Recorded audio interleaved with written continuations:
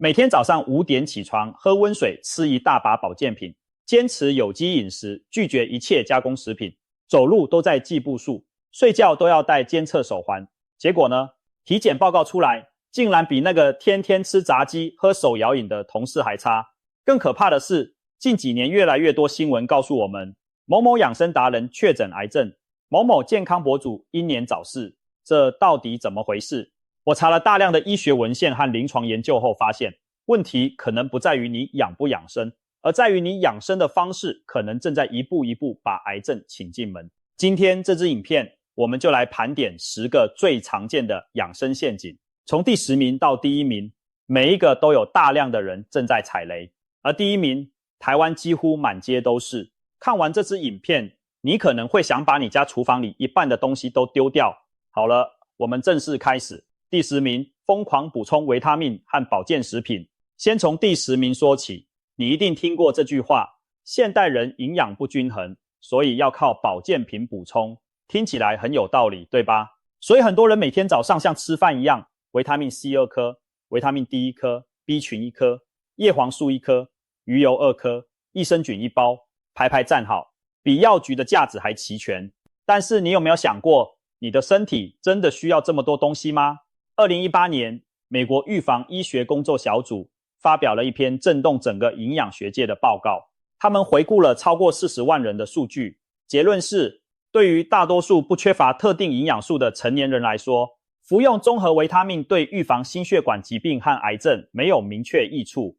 更让人傻眼的是，某些情况下，过量补充反而有害。你一定记得贝塔胡萝卜素这个东西吧？曾经被捧为抗氧化之王、抗癌明星。结果2004年的一项大型临床试验发现，长期大量补充贝塔胡萝卜素的吸烟者，肺癌风险竟然上升了 28%。 你没看错，不是降低，是上升。为什么？因为高剂量的抗氧化物在特定环境下反而会保护已经癌变的细胞不被免疫系统杀死。这就好比你以为自己在养一支军队，结果养的全是敌方间谍。再说维他命 E 曾经也被认为是抗癌好手，但2011年的一项涵盖 3.5 万名男性的研究显示，每天补充400国际单位维他命 E 的男性，前列腺癌风险增加了 17%。 你看，身体的营养平衡是极其精密的系统，不是你觉得多多益善就真的益善。过量的营养素不但不会让你更健康，反而可能打破体内微环境的平衡，给癌细胞创造可乘之机。真正的养生其实只需要好好吃饭，均衡饮食带来的营养远比任何一瓶保健品都来得完整和安全。保健品是给真正有缺乏问题的人用的，不是给焦虑的人用来买心安的。第9名，每天喝大量的鲜榨果汁排毒。第9名，果汁养生。你一定在社群媒体上看过那种很美的影片，一台高级榨汁机，6种蔬果丢进去，出来一杯颜色鲜艳的液体，然后博主对着镜头说，每天1杯排毒果汁，清肠排宿便，养颜又防癌。让我先告诉你一个医学事实，你的身体不需要你帮它排毒，你的肝脏和肾脏每天24小时都在替你排毒，效率比任何果汁都高100倍。所谓的排毒果汁，医学上根本不存在这个概念，它是一个被发明出来卖产品的行销话术。但真正危险的不是概念问题，而是果汁本身的含糖量。一杯300毫升的鲜榨柳橙汁，含糖量大约等于3到4颗柳橙。你可能觉得，那不就是天然的果糖吗？有什么问题？问题大了。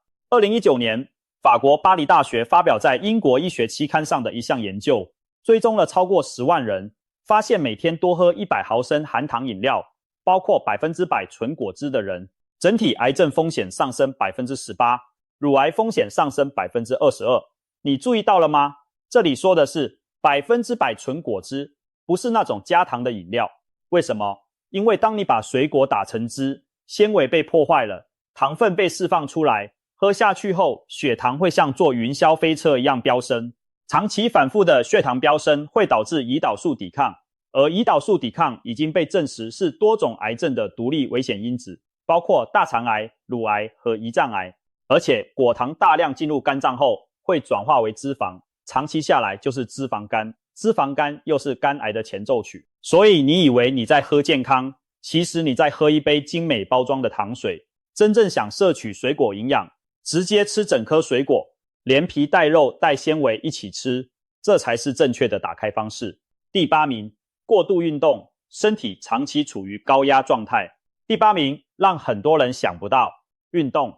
没错，运动本身当然是好事，适度运动是目前医学界公认最有效的防癌手段之一，但问题出在过度2个字。现在有一种养生文化叫运动成瘾，每天不跑个10公里就浑身不舒服，一周不练5次重训就觉得自己在退步。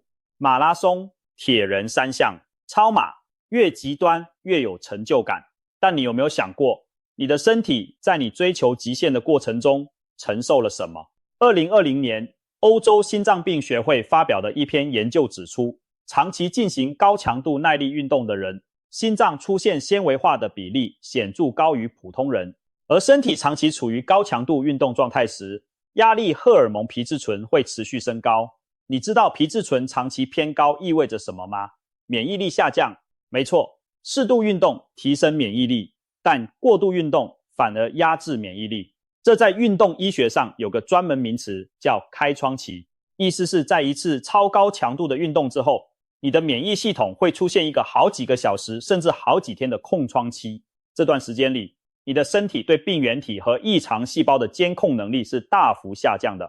你想想看，你的免疫系统每天要巡逻全身，找出那些不正常分裂的癌前细胞，然后消灭它们。如果你天天把免疫军队累得半死，他们哪还有力气去抓间谍？这就好比你为了保护家园，把所有保全都派去跑操场练体能，结果小偷大摇大摆从正门走进来。真正健康的运动量，世界卫生组织的建议是每周150分钟中等强度有氧运动，或者75分钟高强度有氧运动，外加2次力量训练。超过这个量，边际效益就开始递减，而风险开始攀升。第7名，长期吃素，以为不吃肉就不会得癌症。第7名，吃素防癌。这个观念在台湾特别盛行，很多人因为宗教信仰或健康理念开始吃素，然后慢慢形成一个信念，吃素就是健康，肉类就是万恶之源。先说一个不太好听的事实，2019年牛津大学一项追踪了超过6万人长达18年的研究发现，素食者的大肠癌风险确实比肉食者低了大约 20%。 听起来好像吃素真的有效，别急，同一项研究同时发现，素食者的中风风险比肉食者高出 20%， 所以你降了一个风险，又升了另一个风险，打平了。而且更关键的问题在于，很多人吃的根本不是健康的素食，而是加工素食。你去超市看看那些素肉、素鱼、素排骨，它们是怎么做出来的？大豆蛋白加上大量的油脂、钠、人工调味料和食品添加剂，热压成型。一块素鸡排的钠含量可能比真正的鸡排还高，油脂也不遑多让。长期吃这种加工素食，你摄取的不是清淡健康，而是大量的钠、反式脂肪和食品添加剂。高钠饮食与胃癌的关联早已被世界卫生组织确认，而加工食品中常见的磷酸盐、亚硝酸盐等添加剂也都被列为潜在的致癌促进因子。更危险的是，不少长期素食者会出现维他命 B12 缺乏。B12 几乎只存在于动物性食品中，严重缺乏时会导致巨幼红血球性贫血、神经系统退化。而且 B12 缺乏已经被发现与某些癌症风险的上升有关联，因为它参与了 DNA 的合成和修复过程。DNA 修复出了问题，突变的几率就会上升。所以重点不是吃不吃素，而是你吃的东西品质如何。一个吃新鲜蔬果、全谷物、豆类、坚果的素食者，和一个天天吃素鸡、素鸭配白饭的素食者，健康结果可以差108000里。第6名，疯狂喝养生茶饮，尤其是超高温的热饮。第6名，喝热茶养生。台湾是茶文化非常盛行的地方，很多长辈每天都要泡一壶热茶，觉得喝茶清火解毒、延年益寿。喝茶本身确实有一些好处，茶多酚是不错的抗氧化物，但问题出在一个你可能完全忽略的细节：温度。2019年发表在国际癌症期刊上的一项伊朗研究，追踪了超过5万人，长达10年。结果发现，每天喝超过摄氏60度茶饮的人，食道癌风险是喝温茶的人的将近2倍，不是2成，是2倍。为什么？因为你的食道黏膜非常脆弱，长期被超高温液体反复烫伤，黏膜细胞就会进入一个不断损伤、不断修复的恶性循环。而每一次修复都需要细胞分裂，每一次分裂都有出错的几率。当这个几率被长年累月的叠加，食道癌就悄悄形成了。世界卫生组织在2016年正式将超过摄氏65度的热饮列为很可能致癌物。可怕的是，很多人根本不知道自己喝的茶有多烫。刚泡好的茶通常在摄氏80到90度之间，你要是习惯泡完就喝，那你的食道每天都在被烫伤。很多老一辈的人还有一个观念，趁热喝才养生，凉了就没效果，这简直是在帮食道癌铺红毯。正确的做法很简单，泡好茶之后，等它放凉到摄氏50到60度之间再喝。怎么判断？很简单，如果你嘴唇碰到杯缘觉得有一点点烫，那就再等等，能舒服入口的温度才是安全的温度。第5名，迷信某些抗癌食物，然后大量单一摄取。第5名，抗癌食物迷思。你一定在各种养生文章里看过，大蒜是天然抗癌之王，姜黄素可以杀死癌细胞，绿花椰菜里的萝卜硫素能抗癌，然后很多人看完就开始疯狂吃，早上蒜头配豆浆，中午姜黄饭，晚上整盘绿花椰菜。我先说一个让你清醒的事实，那些实验里的抗癌效果，绝大多数是在试管里或者在老鼠身上做出来的。在试管里，你用高浓度的萝卜硫素直接浇在癌细胞上，癌细胞当然会死，但问题是，你吃一整颗花椰菜，经过消化吸收后，能到达你体内肿瘤位置的萝卜硫素浓度，和试管里那个浓度差了好几百倍，甚至上千倍。这就好比你在实验室里用水枪射碎一片玻璃，然后告诉大家淋雨可以摧毁建筑物，逻辑上完全不同。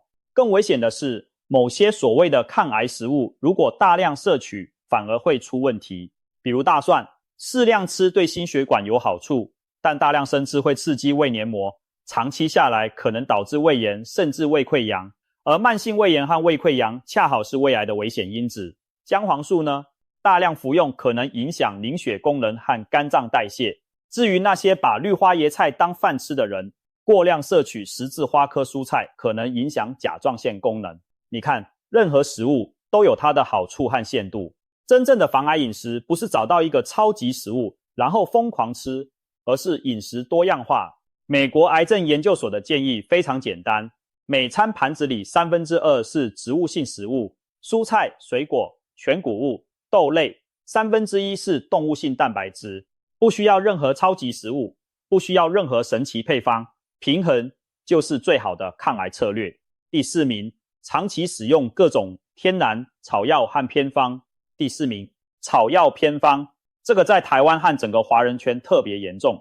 很多人觉得西药有副作用，天然的草药最安全，然后开始自己在网络上查配方，去中药行抓药，或者买各种标榜纯天然的保健品。我先问你一个问题，你知道全世界已知的致癌物质里面有多少是天然的吗？答案是非常多。黄曲毒素是天然的，它是最强的肝脏致癌物之一。马兜铃酸是天然的，它直接导致肾脏癌和泌尿道上皮癌。槟榔是天然的，它是口腔癌的头号帮凶。天然这2个字从来就不等于安全。马兜铃酸的故事特别值得一讲。2017年刊登在科学转化医学期刊上的一项研究，对全球各地的肝癌样本进行基因定序，发现台湾的肝癌样本中有高达 78% 含有马兜铃酸相关的基因突变特征。 78%， 这个数字远远高于其他地区。为什么？因为含有马兜铃酸的中药材在过去几十年里在台湾被广泛使用。很多人可能根本不知道自己曾经服用过含马兜铃酸的药物，但基因突变的印记已经深深烙在他们的肝脏里了。还有一个常见的问题，草药和西药的交互作用。很多人一边吃西医开的药，一边自己搭配中药或草药，觉得可以双管齐下。但你不知道的是，某些草药成分会影响肝脏的代谢酵素，导致西药的代谢速度改变，有的会让药物浓度过高产生毒性，有的会让药物失效。对于正在接受化疗的癌症患者来说，这种交互作用甚至可能是致命的。所以拜托，不要相信天然就是好这种话，要用任何草药或保健品之前，请先咨询你的医生，这不是崇洋媚外，这是尊重你自己的身体。第三名，过度执着于早睡早起，反而搞坏自己的睡眠。第三名可能会让你很意外，早睡早起。等等，早睡早起不是养生第一准则吗？怎么会上榜？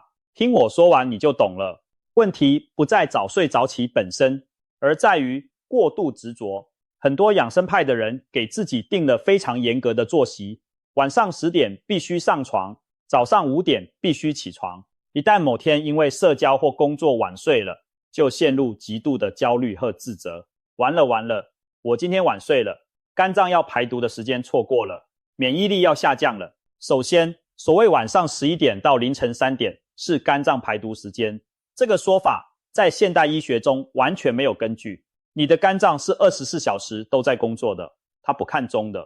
这个说法来自对传统中医子午流注理论的过度简化和误读。真正危险的是什么？是你因为过度执着于准时睡觉而产生的睡眠焦虑。这在睡眠医学中叫做矛盾性失眠或者睡眠努力性障碍。越想睡越睡不着，越睡不着越焦虑，越焦虑越睡不着，恶性循环。你本来只是晚睡了1小时，结果因为焦虑反而搞到凌晨3点才睡着，然后隔天精神更差，焦虑更严重。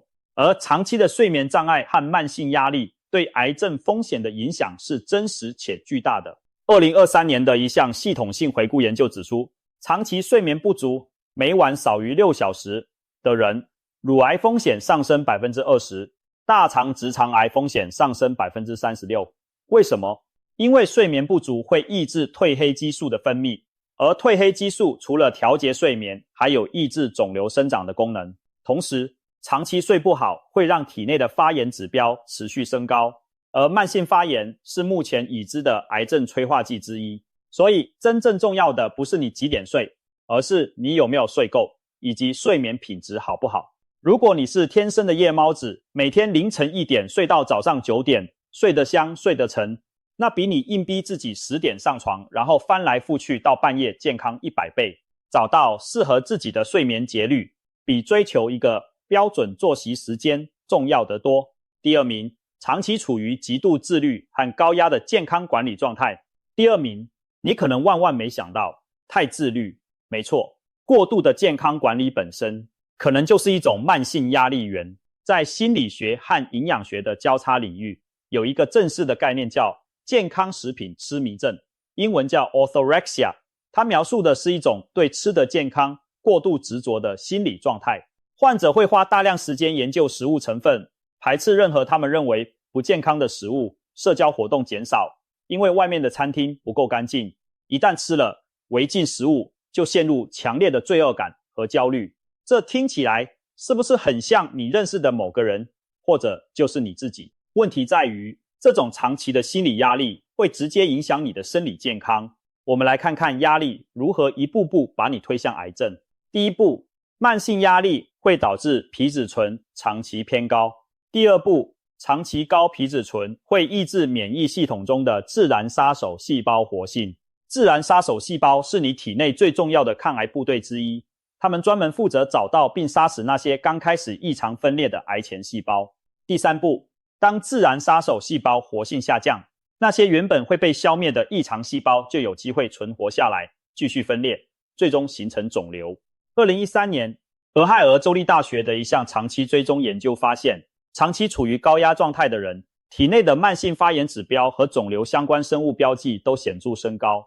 而2021年发表在《自然》期刊上的一项突破性研究，更是直接证明了压力荷尔蒙可以促进癌细胞的转移和扩散。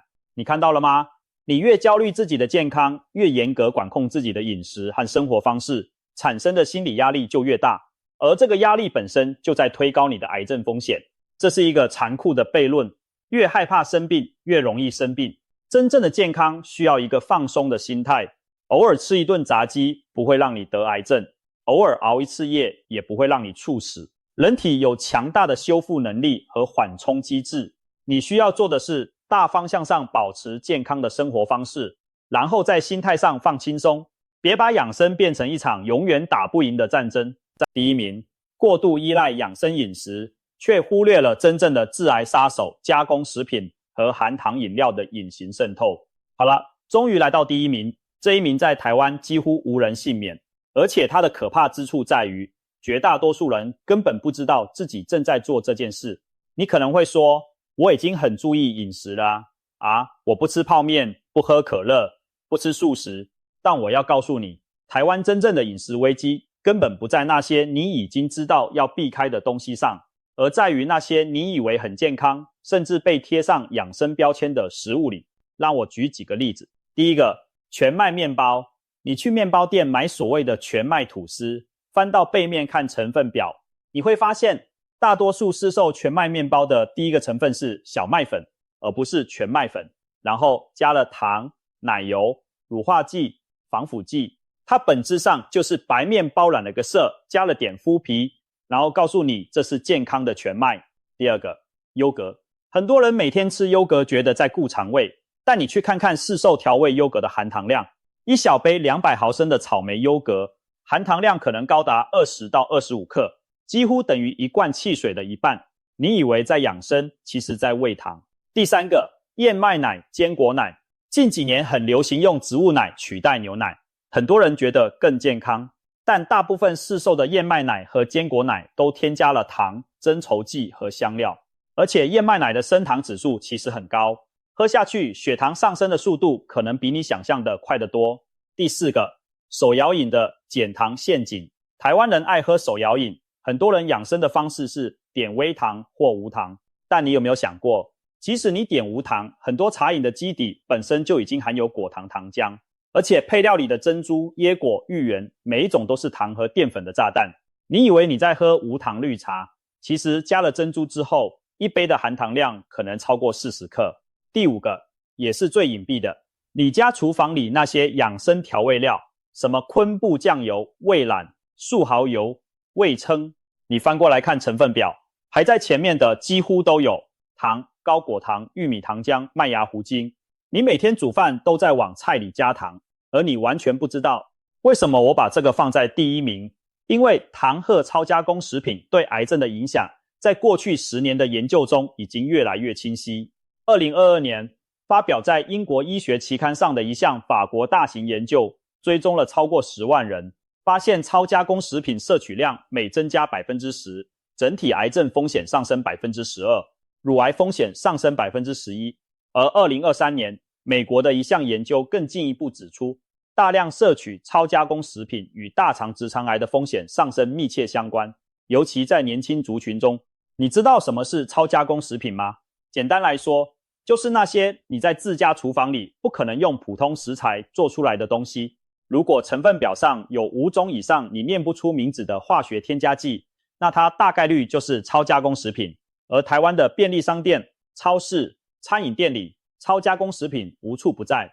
你买的健康沙拉淋的酱汁是超加工的，你早餐吃的全谷物谷片是超加工的，你喝的无添加豆浆，如果是工厂出品的，多半也加了乳化剂和增稠剂。最可怕的是，这些东西被包装成健康食品卖给你，你花了更多的钱，以为自己买到了健康，结果买到的是一个精美的糖衣陷阱。真正的解决方案其实很简单也很无聊，尽量吃原型食物。什么是原型食物？就是你看得出它原本长什么样的食物。一条鱼就是一条鱼，一颗地瓜就是一颗地瓜，一把菠菜就是一把菠菜，不需要看成分表，因为它就是它自己。当你开始以原型食物为主来安排你的3餐，你就已经自动避开了 90% 的饮食陷阱。好了，让我们快速回顾一下这10大养生陷阱。第10名，疯狂补充维他命和保健品，过量反而可能促进癌细胞生长。第9名，大量喝鲜榨果汁排毒，其实就是在灌高糖饮料。第8名，过度运动压制免疫系统，让癌细胞有可乘之机。第7名，吃加工素食以为在养生，其实吃进一堆添加剂和钠。第6名，喝超烫的茶水养生，结果把食道黏膜烫出癌来。第5名，迷信某种抗癌超级食物，然后大量单一摄取，忽略了饮食平衡。第4名，乱吃天然草药和偏方，某些成分本身就是致癌物。第3名，过度执着，早睡早起，搞出睡眠焦虑，反而让自己长期睡不好。第2名，过度自律和健康管理带来的慢性心理压力，直接削弱免疫系统。第1名也是最可怕的，在看不见的地方，糖含超加工食品已经以养生食品的名义渗透到你每一天的每一餐里。你会发现这10个陷阱有一个共同的本质，过犹不及。养生本身不是坏事，但当你把养生变成一种执念，变成一种恐惧驱动的行为，你就已经偏离了健康的轨道。真正的健康其实很简单，吃原型食物，适度运动，睡饱睡好，心态放松，定期体检，就这5件事做到了，你就已经打败了 90% 的养生达人。不需要任何保健品，不需要任何超级食物，不需要任何排毒疗程，更不需要把自己逼成一个每天都在计算热量和营养素的机器人。你的身体是几百万年进化出来的精密系统，它比你聪明得多。你要做的不是去管理它，而是别去破坏它。